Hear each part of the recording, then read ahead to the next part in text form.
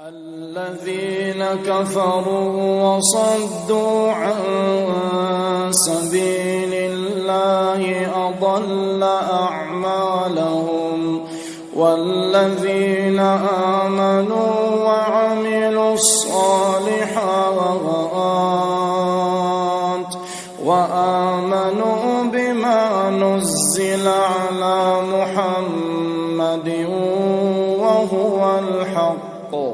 وهو الحق من ربهم كفر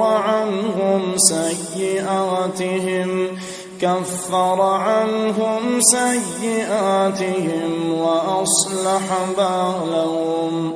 ذلك بأن الذين كفروا اتبعوا الباطل وأن الذين آمنوا اتبعوا الحق من ربهم كذلك يضرب الله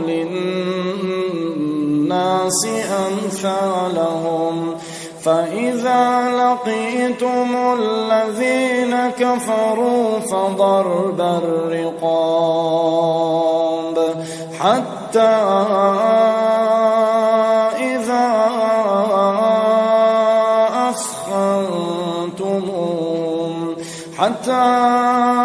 إذا أثخنتموهم فشدوا الوثاق فإما منا بعد وإما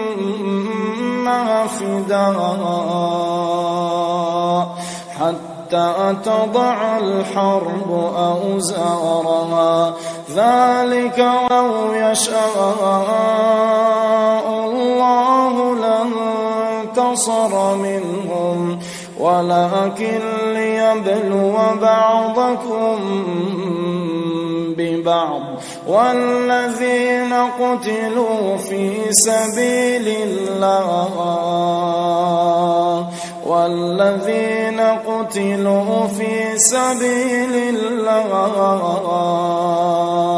فلن يضل أعمالهم سيهديهم ويصلح بالهم ويدخلهم الجنة عرفها لهم يا أيها الذين آمنوا إن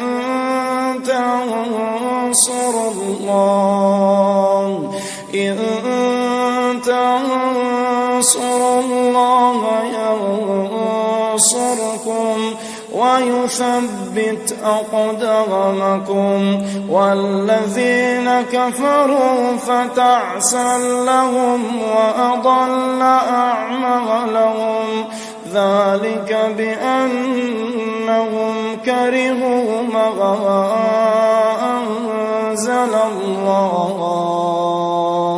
فأحبط أعمالهم أفلم يسيروا في الأرض فينظروا كيف كان عاقبة الذين من قبلهم دمر الله عليهم وللكافرين أمثالها ذلك بأن الله مولى الذين آمنوا وأن